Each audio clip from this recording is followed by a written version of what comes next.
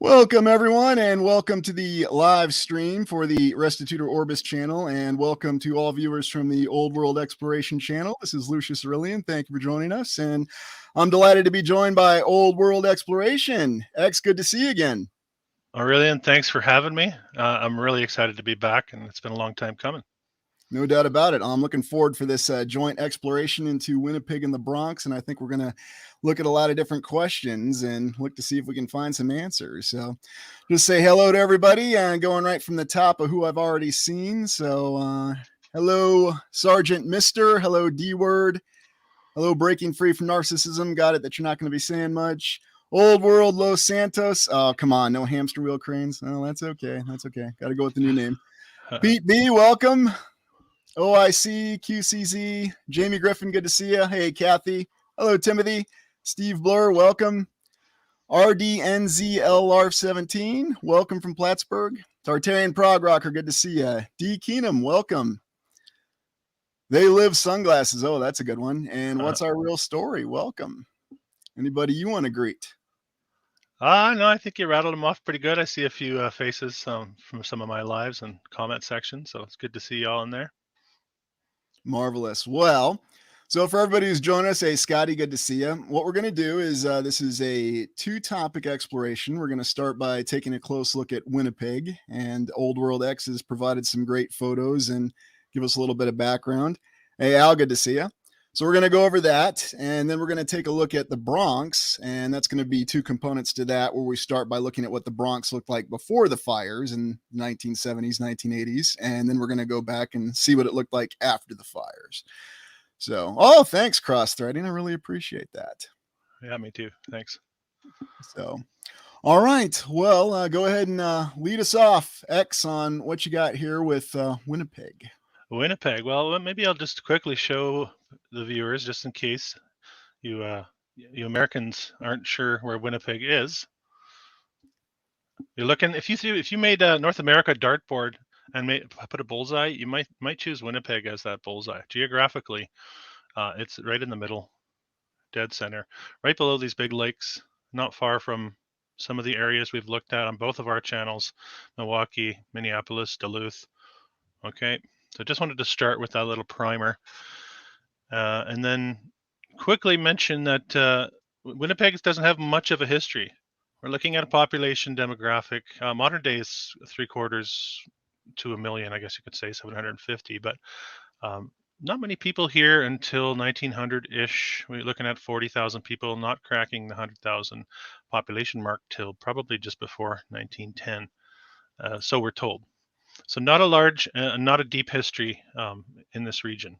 So let's get to the visuals, but just so now that you have a bit of a primer on the area. So this is the one we started with, and Aurelian and I were chatting before we went live about how the infrastructure looks so intentional and in place. Like the size of this road, for instance, and the fact that you'd build these across from each other in such a manner, indicating there's more history to this this area than what we see, or what we're told, let's say. Yeah, it definitely looks like it. I mean, just seeing how well developed the block is already, and I'm going to guesstimate that picture's from late 19th, early 20th century, or late 1800s, early 1900s.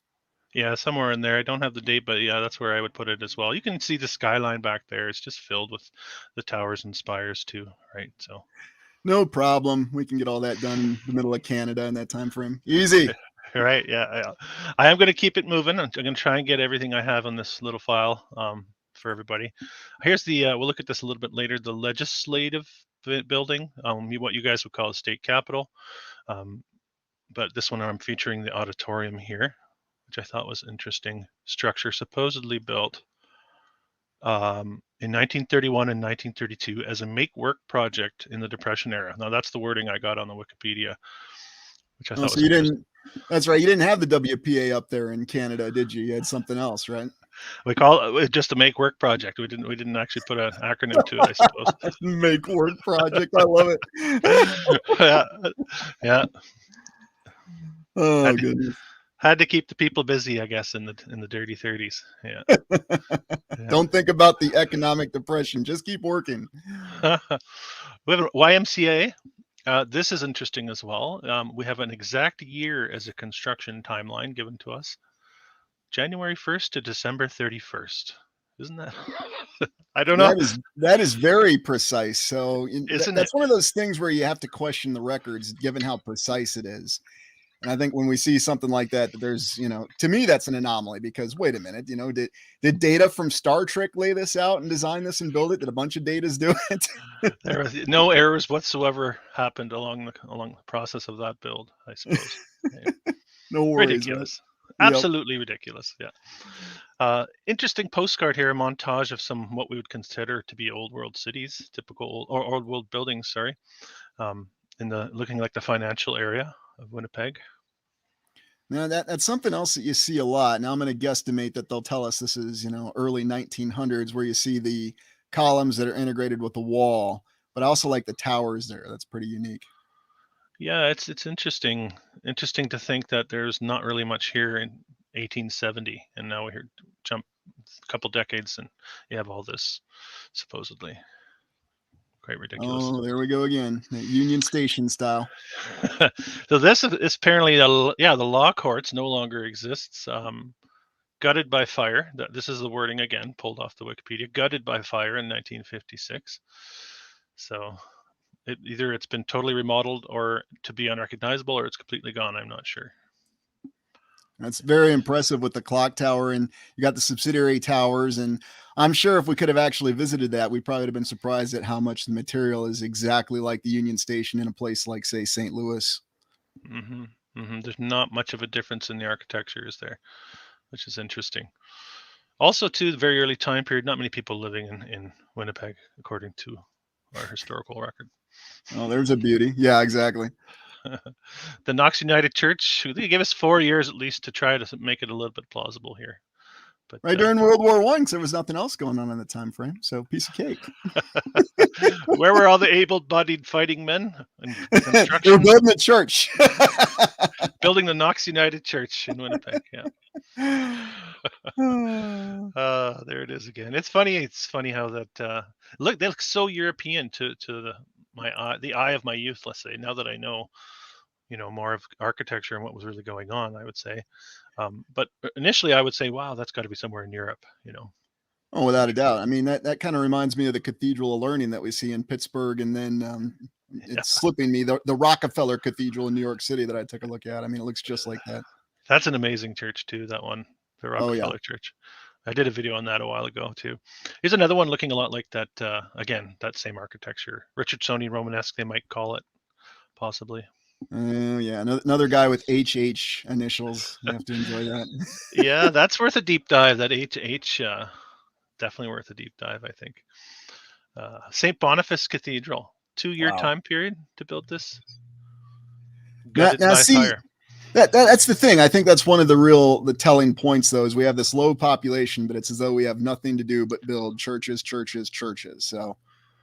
Yeah, there's got to be less than 100,000, just about 100,000 people making their way to Winnipeg. I'm not even going to say settled in Winnipeg because they're arriving in droves, according to the historical narrative. And they're building this type of architecture. Like I can't envision that in a well-established city in the modern day to undertake such a construction project. Yeah, here's a good comment. 2 years, slackers. Yep. Fully agree with that. I mean, come on, you should be able to do that in a year or less. Exactly a year, maybe. All that machination and I say machination, but mechanization is what I should be saying. But it's just yeah. I think they have an homage to the ruins of this place as well, because it's no longer standing either. I don't have a picture of it, but wow, very impressive. I'll keep going here. City Hall. Yep, what we featured on the thumbnail. Very pretty. Yeah, 1886 built, torn down in 1962. And the story behind this, they'll say that the structure was compromised and everything was falling apart in there, and there was nothing else they could do but tear the sucker down. That's the Well, story behind they didn't have that story of bats and vermin that were just overrunning the place. it. Maybe that was the vermin might be part of it, but what is that? 80 years? About? Not Not even? even, not even. That's just crazy. I mean, you look at the beauty in that, and the other thing to pay attention to is also the layout. So we have the big, huge municipal building, and then right in front of it, we have this gigantic column, and we see this set up all over the place. And everyone will say, "Well, it's the classic war memorial." Mm-hmm. Although one of the things I found out was looking in Canada, one of the conflicts we don't talk about in American history, you're really not supposed to, is Mm-hmm. the Fenian conflict or the Irish raids into Canada. And yet, a lot of the memorials in Canada, instead of reflecting the Civil War, reflect those Irish raids that happened during the Grant presidency in the United States, no less, after the Civil War. It's very Huh. intriguing. And a lot of Americans don't even talk about it. It's not talked about in historical circles, just like they don't talk about William Walker going down to Central America prior to the Civil War. So, Interesting. yeah. So, I mean, you see something like this. I mean, you've got the pediment, you've got multiple, really, they're domes. I mean, they're not full domes, but they're tower domes. Yeah. So, I mean, it's a little bit unique in that aspect. Yeah, it's an interesting looking structure. I think they call it a gingerbread look. There's a few in that region of Canada. I think Regina used to have one too. But Winnipeg, well, one of the areas that growing up and taking history in Canadian school system, the Riel rebellions in Winnipeg, Louis Riel, the Red Rebellion they call it, was one of the things they touch on right around the same time as the American Civil War, just after. It makes it into our history books here in Canada. So I thought I'd throw that in there too. Taking place here in Winnipeg, we were told. Ah, yes. Yeah. Yeah. Now this is called the Clements Block, and they tore this down. But the reason I threw it in there is because it was common knowledge that it had dungeons underneath these structures here. Really, another underground account. Hmm. It's interesting, right? And this is early time period here. These looking like they've been there for at least 100 years. And who's digging Well, the tunnels? yeah. So, what do you think the dungeons are? I mean, do you think they're part of the foundation or a different set of building or something else from the builders? So, Yeah, honestly I don't know if it's part of a larger infrastructure um, that goes deep and connects a lot of these structures. And it's just the way they built in the old world. Let's say, it was a part of how these things were interconnected, and how the whole energetics of the system um, worked is by connecting them in that way. I don't know, just speculation, but no, I know. And that's one of the things that I look at. And that's why I always try to ask the question. We always have an account of a great underground with these buildings or these building complexes, because that's a lot of what it is. And, mm-hmm. everywhere you go, whether it's building on top of one another or still linking them in some way, shape, or form. I think it's a little bit of both. And I also think it reflects the foundations that remained from previous civilizations. But that's just my theory. Yeah, no, and it reminds me a bit like a mushroom with the mycelium underneath the ground, and how you look at one mushroom and another mushroom, but they're all connected. There's some similarities there, maybe too. Yeah, no doubt about it. Farmers market had to have one of those back Nice. then. Look at the foundation stones on that baby. Yeah, it comes out even with the graininess. Yeah, it's You can see it. Now they try to say it's some sort of natural formation. yeah. Uh, I like you have the awning style windows here as well, which would bring a lot of natural air into these structures. So I'm sure the whole air exchange thing is something to dig into as well in the old world architecture. Oh, yeah. Without a doubt. Hit the What do like we have button. here? For sure, hit that like button, folks. Clarendon Hotel, huh? Yeah, so we have a series of these hotels. Again, remember there's barely anyone here in 1880.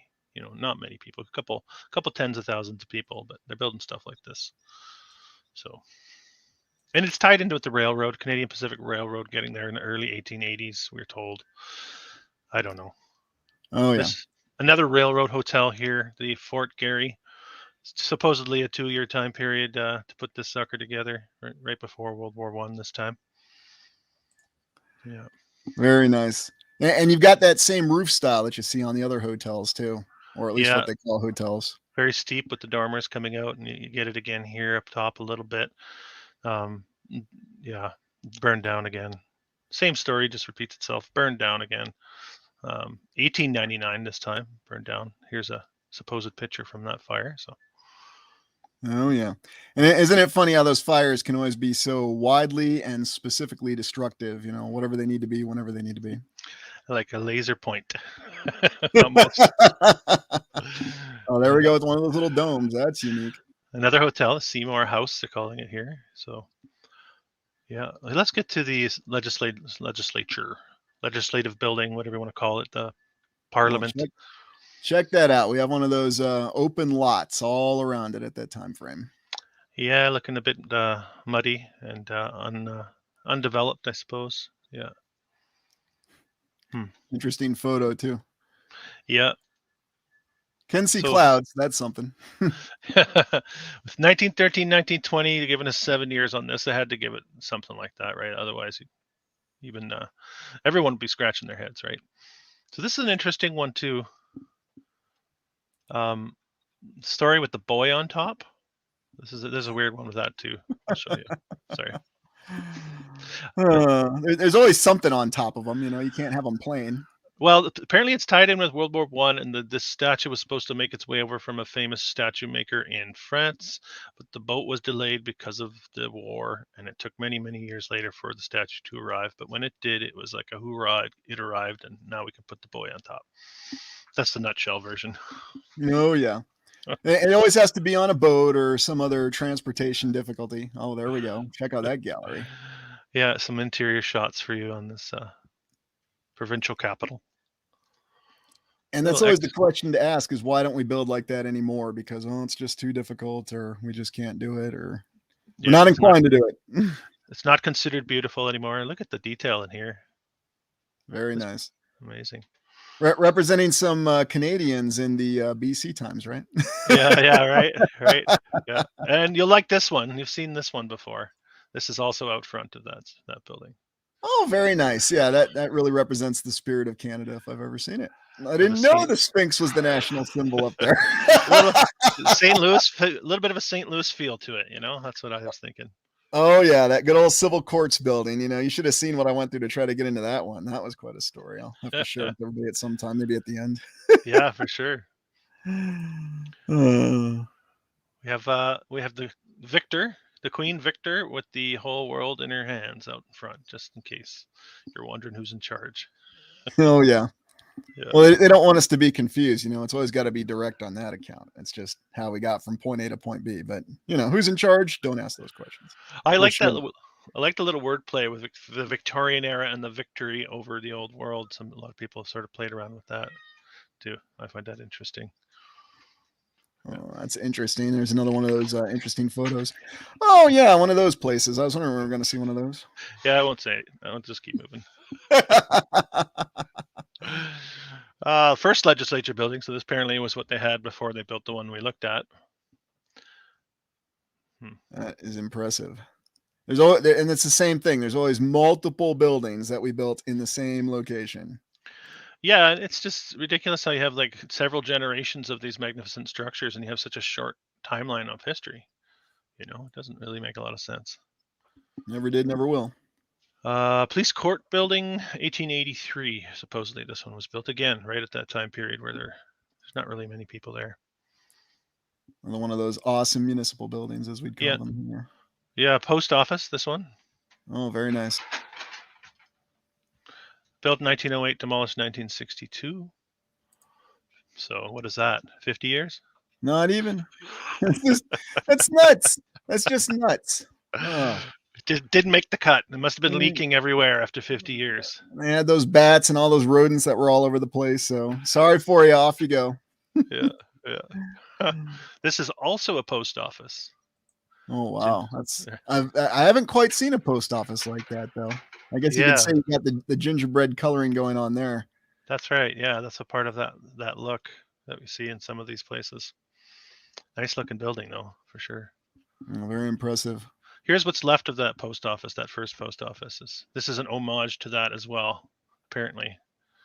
The memorial of the old post office. Make of that what you will.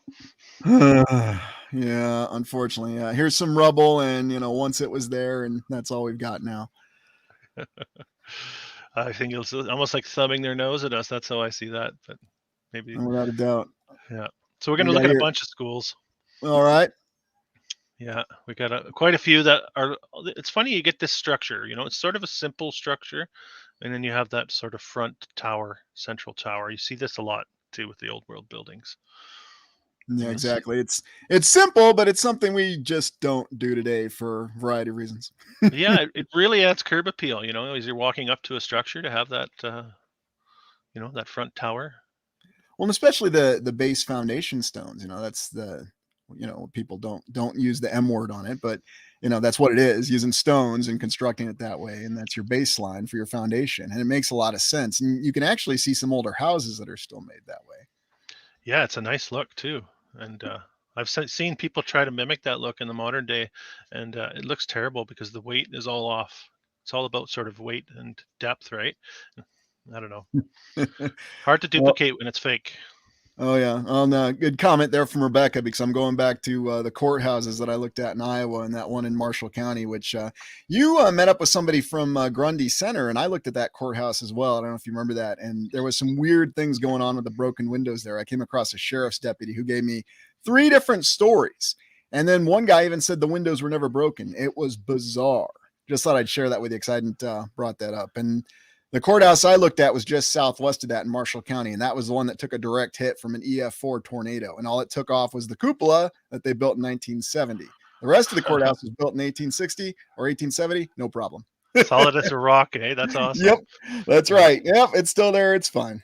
Yeah, that was John, a viewer, John Butler, and he wrote a book. Like, I love that he did all this research as he got into this area of research. I guess he did his own research on his own courthouse and found all these anomalies in the stories. That's so cool, and he made a book, and yeah, really cool. Yeah, it's every one of them is really neat. So yeah, look at this is the Manitoba College, built in 1882. Again, when there's 20,000 people living there, so not even they're doing this kind of stuff, right?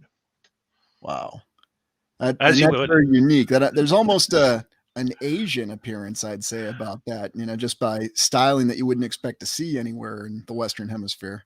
Yes, the amount of narrow towers almost in the shape, Yes. like that's a unique shape right there. These two in the front, and yeah, it's a unique structure for sure. I can't envision them constructing this in the 1880s, according to the history that I've been taught.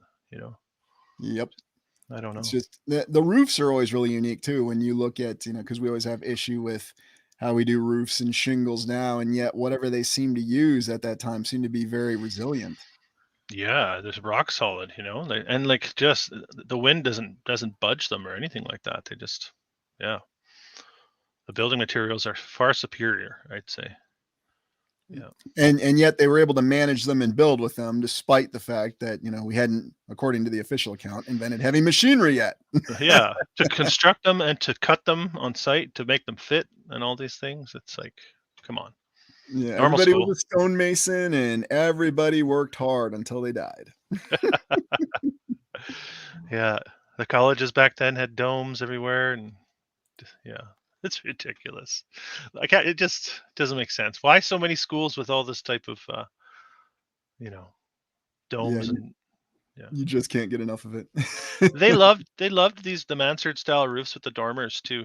You see these a lot in the old world structures. It's like there's one more floor up here, but we're going to, you know, um, make it part of the roof line. It's difficult again in construction to make a mansard roof. That's why we don't see it very often. It's a difficult feat. So Oh, here we go. Speaking of difficult feats. the Wesley College, a little grainy. Apologies for that, but castle nonetheless. College castle. I don't think I'll just come Yeah. up with a term like that. Well, we should do a dive sometime just on universities, and the architecture in some of the universities. I think that's worth a look too. Well, that seems to be where they preserved it as well, interestingly enough. Exactly. Some of the libraries and some of the halls are just spectacular. You can see look at this one, says, these are just some of the public schools in Winnipeg. They also had 28 similar to what we're looking at here. Nice. It's like, okay, amazing. Here's some more. Here's a few more. Yeah. Oh, wow. Isn't it ridiculous? Remember, folks, remember the population at the time. Just got to keep that in your mind. I like to pound that in there to my viewers, right? Yeah.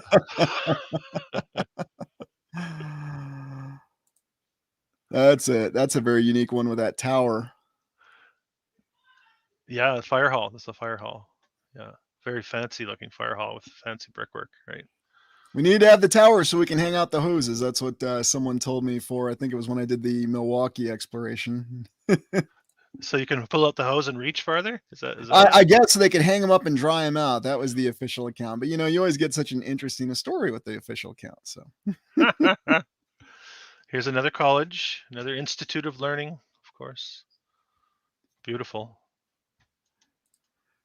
Well, I saw there was a question on when we think they were actually built. I mean, you know, if you go back and look at the date paradox video, we have no idea when they were built. I mean, we can guess a couple hundred, maybe a couple thousand years old. I mean, there's so many different explanations on it. It's hard to say. Yeah, my point is that what they're telling us is a lie. If you can count on that and you can see that, I think it's enough. Then the rest of it is speculation, and we can dig into it. We can share our thoughts, but if you're going to come out and tell me, I know for a fact that this college here was constructed in 1832 using levitation technology and blah blah blah, I'm going to say, well, I don't know if I believe you. It's a nice story, but let's just stick with we know they're lying, and I think we can have fun with it. Pretty much. I completely agree. Now look at the windows on that, and some of those arches that go into those windows. See, that's just very, very impressive. You don't see that kind of detailing anymore. No, and if you try to envision doing this kind of work, if you've ever done this type of construction work or seen it done, the amount of scaffolding work that we use these days to accomplish this is enormous. And I know we have higher safety standards and all the rest of it, but you still have to have some sort of apparatus to make all this work and to finish all this off effectively. Well, that's why we have all that picture of scaffolding, and that's enough for all of us. You know, you have scaffolding that indicates the building was very clearly built. Never mind the fact that all these buildings have scaffolding around them now, right now as we're speaking. Yeah, it's like cloaked. They're almost cloaked in scaffolding. See, I'm not wondering, you know, like with the Iowa State Capitol, they got scaffolding around it right now, and they're going to tell us, yes, we actually built it in 2023 or whatever they say the year is 50 years from now. Yeah, I imagine, right? It changes over time, right? Yeah. Oh, the good old Opera House. Yeah, I was wondering if you're going to come across one of those. They had one. I couldn't find a picture, but I found this, and apparently 1883 to 1926, they'd had enough of the old Opera House, so they had to get. I don't know if there's a fire narrative, probably, but I couldn't find it. So. Well, there always is, it seems. Yeah, it seems to be a likely story, doesn't it? Wow. We have a couple train stations here, and you can see the rail car. You know, a large part of living in Winnipeg at that time, taking the streetcar. They didn't have the horses hauling them around. Wow, they were way ahead there. I did read something about streetcars. I think it had to do with General Motors were involved. I don't know who in General Motors with taking over a lot of streetcar companies, and then in the 50s, Eisenhower comes in, and then the highway project comes around, and the streetcars basically get squeezed out of existence. It's an interesting part of that story, I think. Yeah, I might have to do an exploration on that with the interstate system and how it just cropped up in the United States and across North America. I think it's important because I think it was a major attempt to bury the past in the name of progress, as you do. Naturally. It's always in the name of progress. Mm-hmm. CPR, this is another railway station there, a different company, Canadian Pacific Railway. That's really nice. Mm-hmm. Mm-hmm. Like you got 4 columns there, and they're paired up, and then you've got a unique design on top of it. This would have been a cool one to see in person. Yeah, would have. You say would have, because no more. Naturally. What is this? This is a Union Bank. 1, 2, 3, 4, 5, 6, 7, 8, 9, 10, maybe 11 stories. Horse and buggy era. Naturally. And I'm just kind of surprised it's not 20 stories. But we know that it was constructed because we have a postcard with the construction photo on it. Okay, yep, I'm satisfied. That's all I need. See, it's well documented, and you shouldn't ask any more questions because you got a great construction photo there. Who exactly builds a building like that if you've ever looked in the interior? And of course, it won't match up with what we have for any photos of the interior room. It never does. Yeah. Ooh. What do you think, folks? Is there trickery afoot, or are we just a bunch of fools for thinking so? Yeah, I know. It's just I think the one that really blew up in my face was when I looked at the aforementioned cathedral learning in Pittsburgh. I mean, that one. Come on, you have giant cavernous rooms in there, but yeah, we have little small rooms here with all this the framework. There's no way you could fit a room in there, but it makes perfect sense. Just go with it. That's that structure makes people glitch out when you show them that they're not open to this research. They start glitching out. Just stop looking at that. Oh yeah, speaking of glitching out, that's a photo that'll do it. Yeah. Agricultural buildings, apparently. This is a part of the university there, University of Manitoba.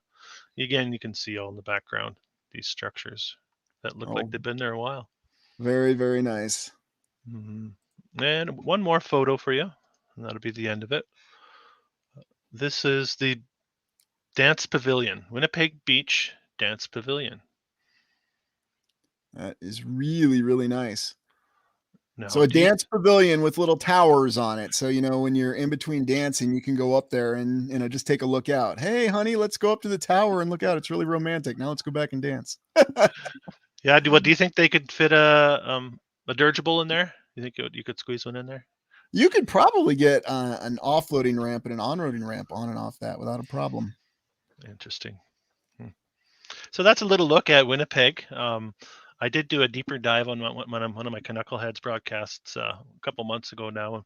We took a couple hours and we dissected it, but this is sort of the juicy bits that I brought to the table here today. So, okay. Well, let's just do a little bit of a break here. You want to field any questions or just go back and talk about any points? I'm going to step away for a minute. Just got to handle something. I'll be right back, and then we'll transition over to the Bronx.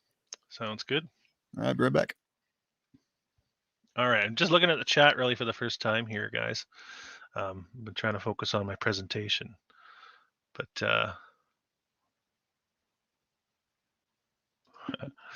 I actually can't share the comments too because it's not my chat room. So I'm just reading them. Warehouse party venue, right? Yeah, totally. Some of these auditoriums in these places, I think Atlantic City was one of the craziest auditoriums I've ever come across. So I'll have to do a video on Atlantic City sometime soon too. Just crazy architecture. But does this surprise you guys from the States or from overseas even? What do you expect to see from a place like Winnipeg? Canada, you think remote?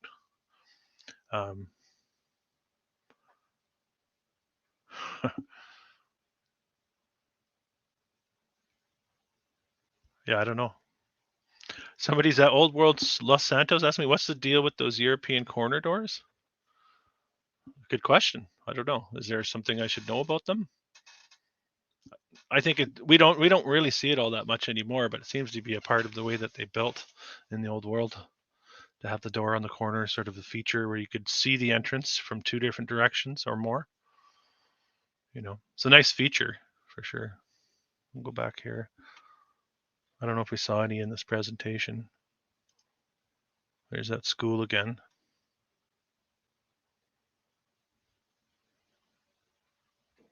Yeah, Winnipeg is an old world capital, CJ Trickstar saying. I think John Levi, a couple weeks ago, he had mentioned Winnipeg. He mentioned Norumbega and Washington, D.C., so I was sort of motivated or inspired to create the Washington, D.C. video. But he also brought up Winnipeg in that same video as a major hub of the old world network. And it is close to... I recall that one. Yeah, it was a really, really good suggestion too, because what was he always looking for? Lake Conibas, wasn't it? Yeah, that's right. Yeah, on the maps from the North Pole maps. Yeah. Very impressive. Are we ready to go to the Bronx yet, or? Yeah, I think we're all set. Hold on, let me go ahead and. I'm excited for this because I've never been in there, but I've been looking into it the last few weeks, and oh my god. All right. Well, so just a little background for everybody on the Bronx. Something to remember is that the Bronx was supposedly started with New York back in the 17th century or the 1600s, and it grew up on the north side of New York. It's right across the Harlem River from Manhattan. So just to give you an idea where it is, and it's one of the 5 major boroughs of New York City. But this picture we're looking at here is, guess what they had there? A World's Fair, an exposition. What do you know? Yeah, exactly. And so, you got some very interesting structures. And now I was a little surprised when I was doing the research behind this. Now, interestingly enough, a lot of the information, though, with this particular exposition is lost. Now, I do have a photo that goes right over it. But so what it makes clear is that there was something involved with the existence of the Bronx prior to. Yeah, Rebecca's got it. I mean, if you need an indication that something was going on there, it's, an expo, a World's Fair, or an exposition. So, but then you look at some of the other older photos of the Bronx and you can see some very well-developed architecture, but not just that, but also the way the landscaping is done. And of course, we're not going to hear that. I always forget his name, Olmsted. Olmsted didn't show up and do the landscaping for all 5 boroughs in the city. It was just Central Park, or so we're told, although who knows on the veracity of that. Yeah, exactly. When was the fire? We'll get to that, Maxwell. We'll get to that. But the one we're talking about, it was 1970s, 1980s. So, but you already have this exposition that happened 1917, 1918, and then you've got these other photos that really show you a well-developed and old architecture. This one kind of reminds me of the Ghostbusters building for some reason. Hey, New Wave, good to see you. Yeah. And also the street, though, with all the bricks and the blocks within the street. So, yeah, old world. I'm sure they'd say something like that. What's our real story? So, that they had something like that. But then, okay, so here's the actual information on this. So this strip photograph, corresponding bottom page, sectional views.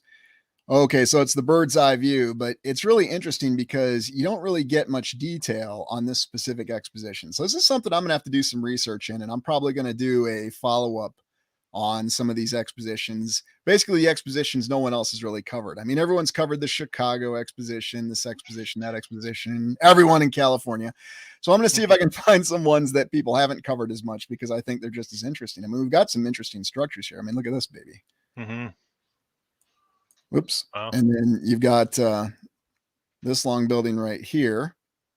And then whatever this tower is back here. So I think there's more going on. Oh, speaking of dirigibles, I mean, what the heck is this? And is that a fountain back there behind it? It looks like a fountain, but it's hard to say. I'm gonna have to see if I can find some better photos of this. So, interesting. But yeah, it paints the picture that there's a lot more going on, and I think that's something that's worthy of an exploration. But I was not aware of this Bronx International Exposition that had occurred. I didn't know about it until I was really looking deeper into the Bronx. But so this is one of the buildings that survives to this day. So this is still something you can go and see. And you see the same architectural stylings that we have. You have this foundation. And you might say that this is a type of concrete, although other buildings, such as the courthouses I looked at, they'd say, well, it's actually sandstone, limestone, or a mix. So who knows for sure. But you got our classic columns here integrated with the wall. And then some very interesting window decorations here. Oh. And then we've got the statue of the seated figure because, you can't have authority without a seated figure. The victor. Exactly.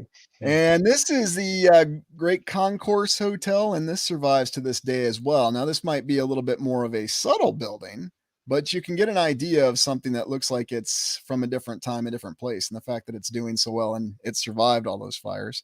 And I saw someone said it geopolymer.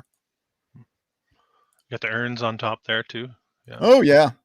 Yeah, I'm kind of surprised they didn't film Ghostbusters here, I mean, this could be just as much of a crazy building as you want it to be. Probably haunted, too. Oh, yeah, but this was a pretty impressive one right here. Now, supposedly this was just a residential building, but look at what we've got going on here. And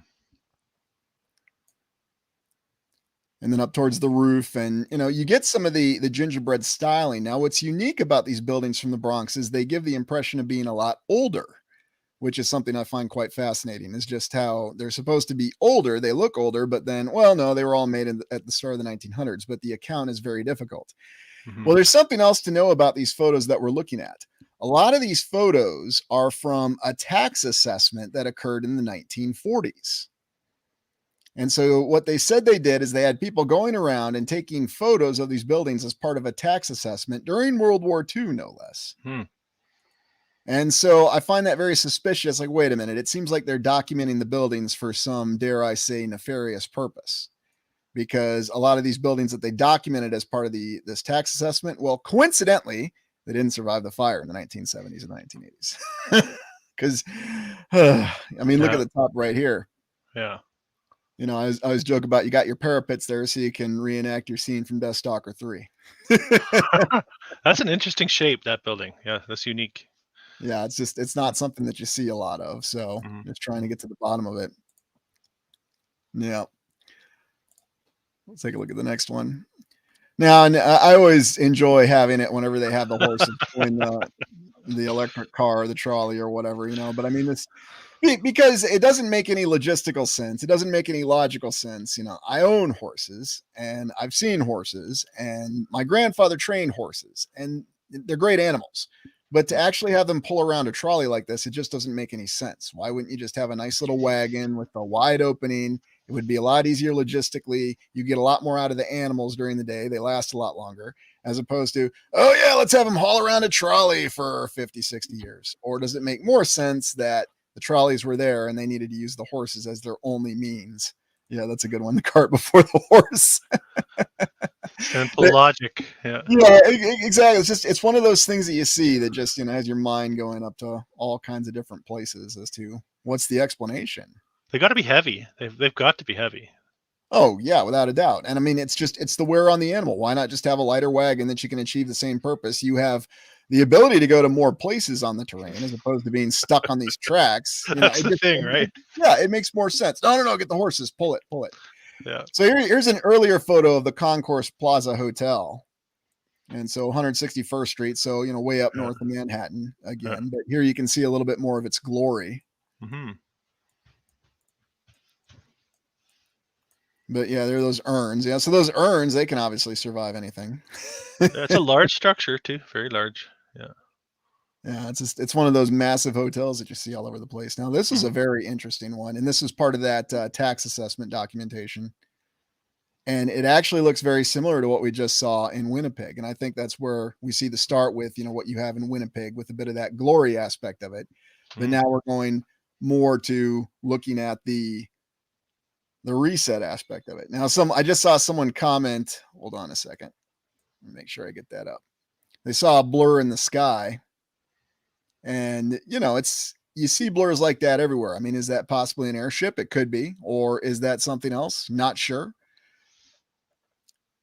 You know, because are they hiding something in these photos? I mean, these photos right here we're looking at are from the 1940s. You can also get a hint of the grandeur of this building behind it, although it seems to be concealed. What is this building we're looking at, by the way? Do you know?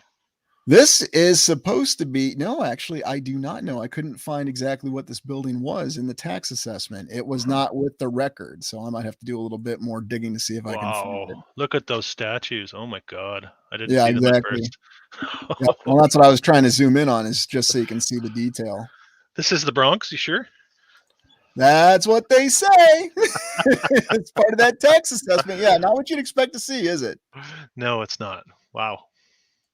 The Immigrant Industrial Savings Bank. Yeah, there's a name to get you to go in. Even these buildings, look at this. Yeah. No, you're right. Yeah. It's all the little detail that you wouldn't notice. And it seems like they went to a lot of trouble to document all these buildings in this tax assessment. That's what this was supposed to be about. So, and what got me was just how incomplete the records were. Yeah. And I think this is one of the ones that really stood out, because this is not a building you'd expect to see in the Bronx or really anywhere in New York City. No. Maybe the stock exchange or something if you're way downtown on Fifth Avenue or in the built up area, but you would not expect to see this in the Bronx. No. And so it's one of those little tipping points right there for you. Now, just a smaller apartment building here, but again, something else that they featured as part of this assessment. So, and I think that's part of what they were doing, is they were conducting this assessment and determining, okay, this is what needs to stay and this is what needs to go over time. Yeah, interesting. Because, you know, blink and you'll miss it. There are some very subtle details about a lot of these buildings that just don't make a lot of sense, like right here. And then even right here above the windows. And then, of course, we have our good old favorite wreaths. So what exactly to say about that one? Now, this I had to include. This is our Oval Park in the Bronx, and you'll never guess who did this one, X. Olmsted? No, Olmsted wasn't responsible. This was built in the 30s, they tell us. Oh, Oh. So this was from the WPA. Oh, the WPA. You mean Make Work in Canada, the Make Work Project. Make work in Canada and just do stuff in the United States because it's the Great Depression. So you better get working. Don't think about the fact that you're going to the bread line and nobody can find work. The government's got work for you. So line here up. you go. Yeah. So this is still standing today. Now, I'm not sure about the structure, though, if this has made it. I would assume that it has, or some component of it has. But what is this? Are we looking at a track and a bunch of fields? Several tracks and several fields. And, they could have turned it into maybe one of their super stadiums. So good one, Chassis. Yeah, the Civilian Conservation Corps. Yep. Probably, Jamie. I think they said it didn't take them that long. It was less than a year. So you can never get enough of the WPA. So I think that's, oh wait, I got one more. So the reason I included this one is this was just supposed to be a shot of this lady here, but behind it, you can see this very unique church. And this is very clearly in the Bronx. And I've never quite seen subsidiary towers like this, but it gives you the feeling that definitely a lot more to it. I haven't quite seen a tower arrangement like that before. And look how high that spire goes. Yeah, and you actually have dormers coming off the spire, a couple levels of them. That's crazy. Exactly. And I think that's some of the best photographic evidence we have of something that's harvesting the energy out of the atmosphere, potentially, if that was part of that old technology. Yeah, those mini cones. Look, yeah, this is very steep looking and very electrical looking. Yep. Yep. And what you'll see is the fact that a lot of the churches, coincidentally, were hit by the fire. Surprise, surprise. Now, I included this one. This was supposed to be a little bit of an amusement park in the Bronx. But if you look back here, what do we got back here? And it's interesting when you look at these photos and you look into more of the detail and you can see some of the ornate decoration. Yeah, I mean, I think it's all Antiquitech there, Steve Blur. I think it's all Antiquitech that we're looking at. We're looking at the remnants of it or whatever has survived and whatever they haven't removed. And I think there was a lot more of this that survived in the Bronx than a lot of people were aware of. And then when the 1970s rolled along, after Vietnam, whoa, we missed a whole patch of this in New York City and the Bronx. So we've got to do something. Yeah, interesting. Yeah, absolutely right, Rebecca. And yeah, I agree, Steve. I mean, it's a castle. What else are you going to call it? It looks like a castle. A castle is actually an arch or whatever somebody said on that Cincinnati video. I got some great comments on that video. Yep. And you know what, B. Hendricks? I'm sure they looked very similar until they were changed quite a bit. Yeah, I did a Spokane video. It's a pretty cool place. All right. Okay. Well, I'm going to transition now to the post fire here. Give me 1 second. Well, tell us about the fire. Are you going to, or? Yeah, I'm going to pull up the first one. Well, the fire is such a conflicted account in and of itself. So, because I don't know anything about it. Well, and I'm glad you're bringing that up because the fire is confusing because of how it happened and the accounts behind it. Now, let me get it up right here. What a surprise. I'm having some issues. Hold on. You're not going to show those fire photos no matter what. You're going to hold out on us for the next live. Yeah, that's right. No, here we go. Hold on. We got it. That's a cliffhanger, right? Yeah, no, I don't do cliffhangers. I hate cliffhangers. There we go. So the story behind the fire, there's conflicting accounts. What you have is that there was an economic downturn. This is what the official account says. Economic downturn that affected the United States in the 1970s. You have the oil embargoes. You have the fact that suddenly the United States just lost its ability to be the manufacturing leader of the world that it was after World War II. Yes, I'm summarizing a lot here. And so there was this economic downturn. The justification was they had a lot of these buildings that were owned by people who could no longer turn a profit on them. So the official history says, yeah, exactly, Scotty, the cow started it. The official history says that they paid people to go in there and burn down a lot of the buildings so they could make out on the insurance claim. Now, it's really strange because you have conflicting accounts saying there was an accident. You have other accounts that say that, yes, these building owners organized this with the local residents because, yeah, they would be happy to burn down their own city if they were paid enough. And so you have different accounts for what actually started this. I remember when John did a video on this, John Levi, way back in the day, Rumble in the Bronx, he called it. But a lot of people were just shocked to see how much utter destruction there was. And it almost looks like this is total conflict right here that you have. War torn. Yep. And I mean, you can see the remnants of the buildings here, and you can see these are very clearly old world buildings. And then just a lot of the rubble that comes along with it.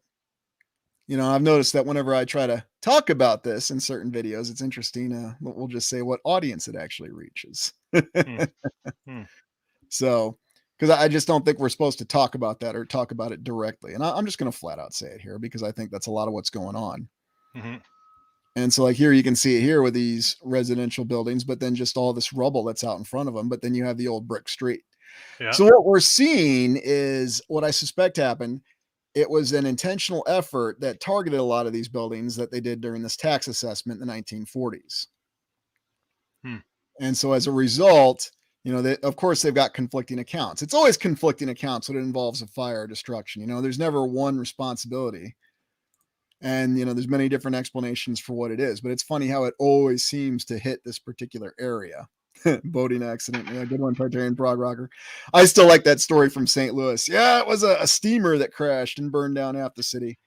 But then here you have some of the more modern photos. Now you can actually go and look and find videos from Yankees games where you could see the Bronx being on fire in the late 70s and late 80s, and they even talk about it. But it's something that's harder and harder to find as time goes on. And what is the official explanation for these fires? Did you say there's all sorts of different reasons, or? The main reason they'll say it's simple arson. And then they try to pin it on the people who own the buildings and said they were just trying to collect on the insurance. They had people go and burn them down, and that was the intention behind it. Wow. And I mean, to this day, it's very strange. You know, but I mean, just with the rubbling that you have, and oh yeah, it's fire again. Okay, well, I don't want to hear that. Well, it burned the wood roof and the wood floor, and then it's lateral forces. No, it's not lateral forces. Okay, I'm not buying it. Mm-hmm. Well, let's see what else we have here. And this just shows you. So this is what it looked like at the end of the 80s, early 90s when they had to clear this out. And this is what they've replaced it with here on top. Mm-hmm. And you can see examples of our lovely postmodern architecture. Sort of a cheap imitation of the brownstone with that. Very, very, very cheap. And I think that's something we can do is we can imitate it. But, you know, what you see here is this is what they replaced it with. So, yeah, we got this old lot cleared out. Okay, progress. And you know what? If you just see these photos and you're not really looking in the account, you're going to think it's progress. Because that's what it looks like if this is all you know of. If you don't know of those buildings beforehand, if you don't know what it really looked like and the construction capabilities, and then remember the layout that we saw of the lawns in front of them and how geometrically perfect they were. But then you have this. Oh, yeah, it's progress. You know, my building won't stand up to a nasty thunderstorm or, you know, I mean, they don't really get tornadoes in New York City, but whatever else. Yeah. You never know these days. Yeah, no doubt. Yeah, right? Good point there, Chaz. Yeah, it took forever to build them. But I mean, this is just one of those things that really stands out in your face. Yeah. You just really can't ignore it. I mean, this is one of the famous photos here. And you can actually get an idea for the tragedy in this because, you know, there were a lot of people that were affected by this. And then you can also see some of the old style with this building. I mean, a lot of these buildings did stand up to this, and it looked like it took a concerted effort to bring them down to this point. Mm-hmm. And they couldn't hide the devastation, right? They couldn't hide the cleanup process, it looks like. Too big. No, they couldn't. And this is, you know, the older buildings, some of them that still remain, and you can actually see the lovely, and I'm being sarcastic if you can't tell, the lovely New York skyline in the background with my favorite pencil skyscrapers that we seem to favor now. The pencils, I like that. Well, that's what they call them. Yeah, last time I was in New York City, mid 2000s, they didn't really have any of those, so it still had some of its beauty. But in any event, and then here you can see a little bit more of a lot of the rubbling on it. Well, yeah, I don't know, Rod, if it'd be fictional or what. But looks like, there he is. Drop off for a second there. Don't you hate it when that happens? Not so big on the tech, right? Yeah, no worries. It happens. But here I think you have a really good example where you've got the older building off to the right and what looks to be a newer building, but then you can still see a little bit of the difference in the foundation, you know, and did they just put a cheap paint job to try to conceal this? I'm not exactly sure. But, you know, hey, look at that. Old world Los Santos. Yeah, and that's a very good point. New Amsterdam, and and that's what they called it. But is that just a misleading name or what? Not really sure. Yeah, exactly. But then here, like with the rubble, you still have the one building that survives, and you can see some of the other buildings, and we'll be told these are residential buildings. But again, looking closer, again, it looks a lot like what I saw when I looked at the Middle East for the Silk Road video. And that's Yeah. why I wanted to cough that out this morning and get that out as fast as I can, because you can see the similarity. Hmm. So, was this a fire or was this some other cause? Yeah. And it's interesting what you can and can't talk about, Rebecca. It's very interesting, and how you're supposed to talk about it. So, and I knew we'd be pushing the limit a little bit with this kind of video, but sometimes you have to, because if you don't push limits, you're never going to get anywhere in life or anything. Let's see. Oh, and this is probably one of the more famous photos. Now, this appeared in Time, I believe, because they were trying to talk about the human loss. But you Yeah. just have all this rubble all over the place in these photos. But then you look in the back here at just how elaborate these structures are. Uh-huh. And you can see these are the same old world structures. But you can see they have been damaged in some way, shape, or form. And what exactly is this rubble from? Well, it's obviously from the buildings that were around all these other buildings that were destroyed. So it's as though they did it piecemeal. They did it in phases. And just left the rubble too, like. Yeah. Wow.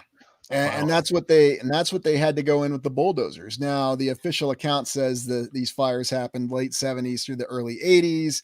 And there's even a joke, and this is for everybody on the channel, and it's a sick joke, but I'll share it.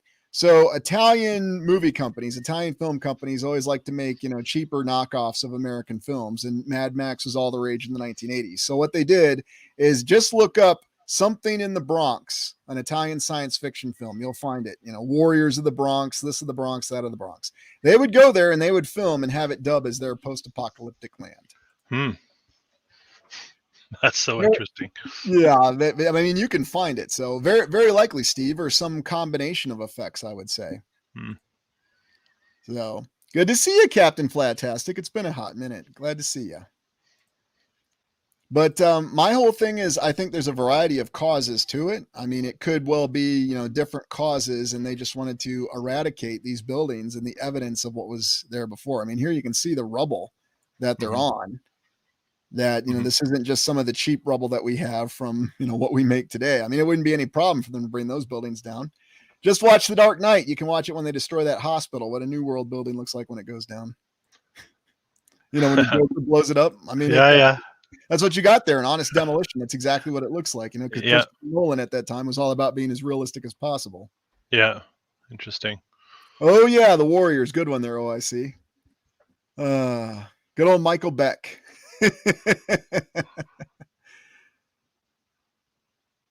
Let's see if I got any more on this one. It's like a reset in real time, like it's going right before our eyes. It was going on.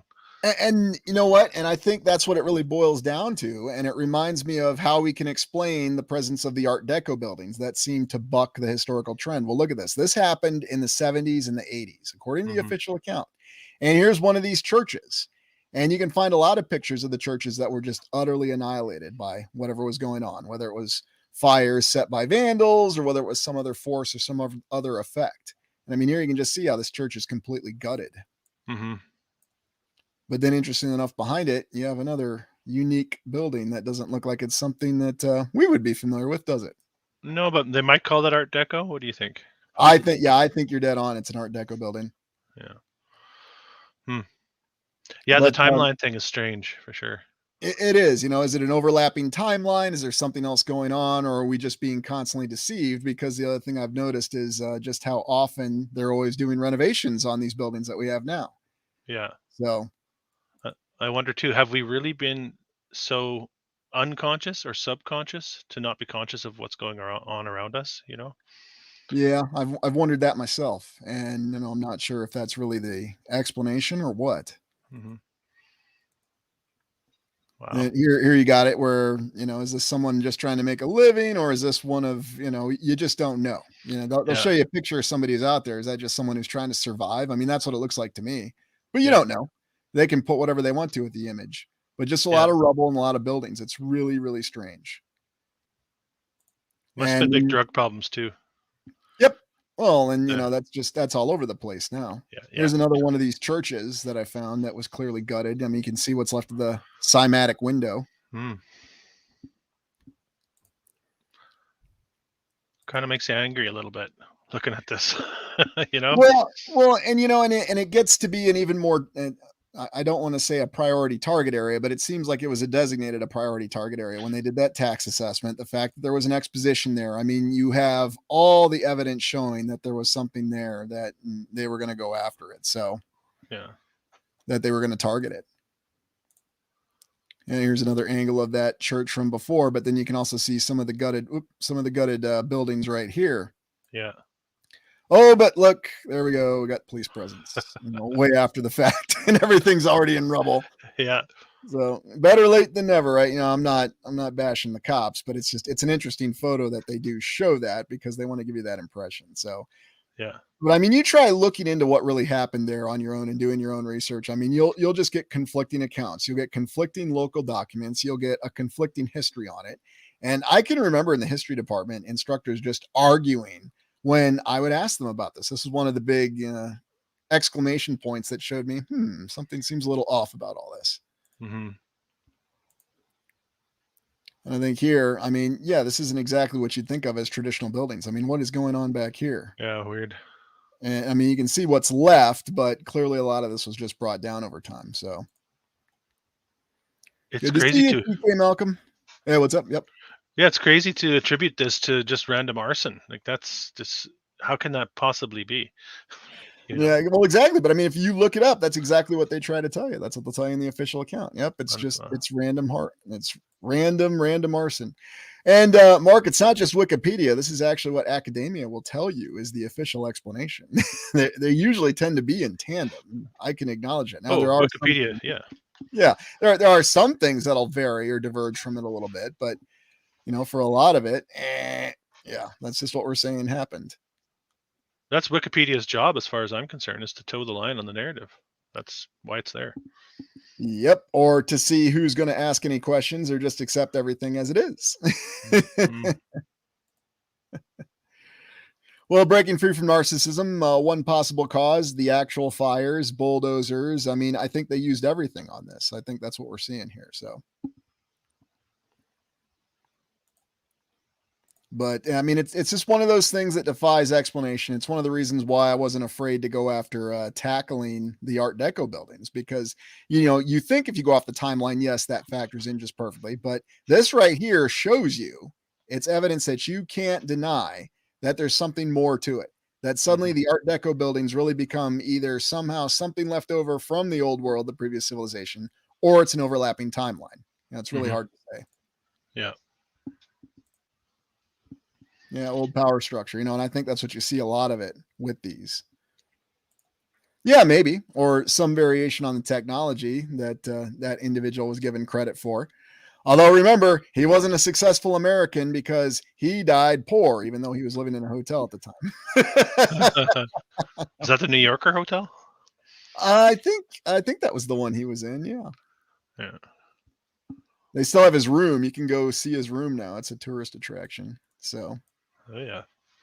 It's like I said, Howard Hughes was living in a hotel, and we know he wasn't poor when he died. But whatever, if you say so, we believe you.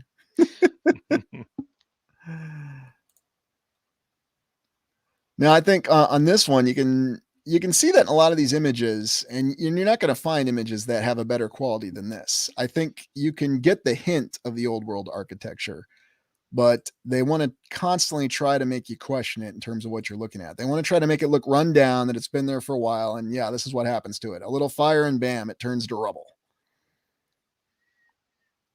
And that just seems to be a recurring theme, especially with this area. Oh, go ahead, sir. I'm just sort of dumbfounded. Like, how can this area have been so forsaken? I'm kind of in shock right now with what you're showing me. Okay, well, and you remember the picture we looked at earlier where you saw the new development? You can actually find a very quote-unquote capitalist reason behind it. Well, they wanted to redevelop the entire area, so they built all these new houses and sold them at very reasonable prices. So they must have attributed all of this to like the poverty-stricken, drug-addicted, That's not exactly what they did. That's exactly what wow. they did. They said that, a beautiful, vibrant area from the 1950s, 1960s just suddenly turned around. And we can believe that to an extent, but no matter how bad things get, wherever you be, people aren't going to be engaging and wanting to destroy their own neighborhood to this extent. They give us that impression that they're willing to do it, but I don't Yeah. think that's exactly how it works. I think that's just something we're told and we go along with it because, well, it makes sense. Desperate people do desperate things. No, Sure, not at sure. all. Yeah, exactly. Hey, I'm gonna destroy my own grocery store and have no place to shop unless I drive 50 miles, Completely illogical and irrational. It's absolutely ridiculous. Yeah. Now, this is an interesting one. So, and congratulations on that one, CK Malcolm. I can't believe it's been that long already. Time's just whipping by. It's just like I was telling X here that I can't believe it's been, 6 months since our last collaboration? Yeah, it's been a while. Yeah. We're going to have to make sure we don't let that happen again. So, Yeah, for I'm having a sure. lot of fun. It's been a while since we've done a nice joint exploration, but Yeah. so you also have anomalies like this where it just gives you the impression that they're trying to show, yeah, there's some brutalist architecture that made its way in there, but I don't believe that for a second. I don't think any of it was brutalist. Like when you look at this, you can still see the details that they have hidden in here. Oh man, it looks so war-torn. Yeah, Unbelievable. exactly. Exactly. And I remember when John covered it, he talked about it and he talked about how, yeah, the rumble in the Bronx, it looks like it was targeted, 9th Bomber Command, or Sherman's army took a wrong turn. 9th Bomber Command flew over from the UK. That's what it looks like. It You know, does, yeah. don't say it, but that's what it looks like. I'm sure it's just a coincidence, and we love our coincidences. It's so organized. It looks so, it's nothing random about this. Exactly. Well, then you see a photo like this, and you just see how this building was utterly Wow. annihilated. Wow. But you think about what kind of forces did that. Was that just a fire, or is there something else that gutted that? When you see something like this, you get the impression something else gutted it. But I mean, look how solid the external walls are on this. Well, anyone who would have witnessed what happened to that building was either on drugs or poverty-stricken and not to be believed anyway. So, Well, and that's what it boils down. So if you got someone who would tell you, "Hey, I saw something else happening there," then how are they going to be received? They're going to be discounted by the authorities, and then the rest of us are just going to be saying, "Yeah, unfortunate individual. They're just not giving us an honest account," and you're not going to say anything more than that, and that'll be good enough for a lot of people. the modus operandi, I would say, for a lot of anomalous occurrences. Yeah, without a doubt, without a doubt. Now this was one of the ones. So this was an apartment building, or so we're told, but you can see it with a different kind of brick right here that's in it. Mm-hmm. And if you find any one of those old theaters or opera houses across the United States or Canada, you can check the bricks, and you'll notice that their bricks are made out of an entirely different material than the bricks that we have now. Much more well made, much more durable and resilient. And you can just tell by knocking on them that there's a lot more density to them. It's something that I figured out. I looked at it was the Paramount Theater in a town in Minnesota. It was an old Paramount Theater, and the front of it had been facaded with new bricks, but the side of it had the old bricks. And I mean, it was night and day difference just knocking on them. Yeah. You could tell the bricks on front and the new facade were cheap. Of course. I've seen studies done on that. The older bricks can withstand a lot more pressure. And how do we account for that? We could build better, we could mix better. We had those kind of logistics available in the 19th, early 20th century. It's just you see that all the time. It's because we have iPhones now. That's why. I know, and we have OSHA in the United States, and what safety standards you have in whatever Wow. nation you're in. Work safe. Work safe, BC. But you can still see it in this building back here with some of these details. You blink and you'll miss it, but it's there when you It's look a there little for more sure. carefully. Yeah. And like here's a really great one. I like this broken promises. So this is when they were supposedly protesting a little bit what happened, and who can really blame them? I mean, your entire city's destroyed right around you, and oh well, tough. Yeah. Wow. And then right here, you can see one of the ones that survived. And so this gives you an idea of the kind of buildings that they had available in the Bronx. And this is one of the ones that was fortunate. Hmm. And if you go up to this reminds me of, those courthouses that I looked at in Iowa and everything else. It's the same construction, same materials. And, is that a concrete? Is that a sandstone? Is that some kind of super concrete or Rossendale cement as opposed to Portland cement? Yep. I think so. I think we're getting somewhere at that. It's definitely a different mixture. Oh, yeah. Well, especially with these base stones. I mean, looking at the Polk County Courthouse in Iowa, and you can tell just looking at these ones, and you can go up and knock on them, verify their solidity and realize that they've been there and they're going to be there for another 10,000 years, unless there's some other force that will destroy them that, we just don't know about. I don't know. Or melt them and turn them into a hill. Yeah. Oh, no doubt about it. So I covered Yankee Stadium on the stadium's exploration on the channel, and it's on the south side of the Bronx and, right across the river on the Harlem side of Manhattan. But very interesting, even the story behind it, because they ripped down the older stadium and built the new one that looks a lot like it right next to it. So just gives you the impression that there's something else going on with it. But I do believe that is the last image that I have.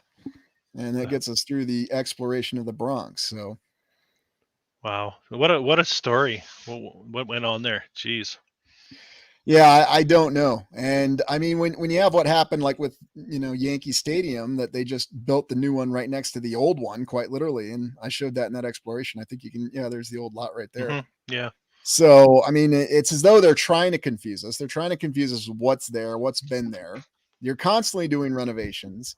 And you really see that this is what it all boils down to, that reset can happen at any point in time. The timeline's not nearly as solid as we think it is. Yeah, I don't think so. I think we're dealing with an overlapping and overlaying of timelines, and possibly what we're doing is on pulling them apart. I don't know exactly what it is, but it's very strange looking into this research. Without a doubt. So I think what I'm going to do is I'm going to get back and take a look at. Oh yeah, no doubt about it. Bread and Circuses works, and that's why I integrated stadiums into it. But I want to get back and take a closer look at the Art Deco. I think there's something with that, and the Moscow exploration earlier this week, looking at that university building they had there. And of course, you get the usual assurances, well, it was Stalin, he directed it, and it happened. Okay, well, maybe that's the account, but I think there's something worth looking into it, because if you look at that university building, it looks just like what we call an Art Deco building here in the States. Mm-hmm. Mm-hmm. Well, maybe next time we get together, maybe we'll do, if you want to do a little Art Deco, I could get into that for sure. All right. Yeah, you want to pull up some Art Deco buildings in Canada, and I'll pull up some of the ones from the States. Everybody always loves that Buffalo Electric building with Mr. Power on front of it. It looks like Iron Man. Oh man, the Buffalo City Hall too. Jeez. Unbelievable buildings. Yeah, I don't know. I'll see what we have in Canada. I'm sure I can find something, but if not, I might have to dip below the border. If that works. It's all good. I think we could just, maybe you do West, I do East, or whatever. I'm pretty sure you got some Art Deco in Canada. It's just not something people talk about. That's the problem. So yeah, I'll look into it for sure. Yeah. Thanks for that, Rebecca. Really appreciate it. What was that there, Jamie, about Philip K. Dick? Oh yeah. You know what? I think I'm going to have to integrate that into a video too. Philip K. Dick definitely was onto something. The guy who wrote Do Androids Dream of Electric Sheep, adopted into Blade Runner. Okay. So he wrote about a lot of stuff about the nature of reality. The guy seemed to be plugged into something, but at the same time, his mind seemed to be very, I don't want to say fractured, but he seemed a little bit erratic. Well, you would be if you were sort of peering in and out of the timeline that we're supposedly solidly in, especially back then. In our day and age, I feel like it's a little looser. We can explore a little bit more, but these people that were doing it back then, that would have been a difficult day to day, I would think. Oh yeah, without a doubt. Well, and we know that people who question things ended up in a certain place, where you needed to get your asylum from all the difficulties, right? Yeah, we do know. Yeah, because those activities were not sanctioned, but they were sanctioned if, Yeah, exactly. I think some people who watch my channel are picking up on the fact that I like to poke fun at pronunciations. And I don't know if you do it up there with your university system, but in the United States university system, we'd always poke at fun with pronunciations, because you have people from all over the United States. Nobody pronounces the same words the same way. So you have fun with it all the time. Oh yeah, Like, we have our accents and pronunciations as well. But oh goodness gracious! So people get a little defensive too when you don't pronounce something right. I've had a few comments like that. You well, got it all wrong. and what gets me is when people tell you not to talk about something because you're not pronouncing something exactly right. Well, you know what that is? That's called thought control. And so why are you trying to impose thought control on pronunciations? Then just tell me the proper way to pronounce it and I'll pronounce it. But it's just funny seeing how people are, I don't want to say programmed, but maybe I'll just say conditioned to pay attention to that. It's one of those little details. Well, we are all programmed and conditioned, and we're in a process of trying to deprogram, and and that's what I'm trying to do with my channel. I think that's what you're doing too. Oh yeah, without a doubt. Oh, there's a good one. Illinois, nice. That is good. Just ask for a little bit of feedback before we break. For everybody who joined us on the live stream, what's your thoughts of joint explorations between the two of us? Would you like to see this continue maybe once a month? That's what we're looking at doing. Yeah.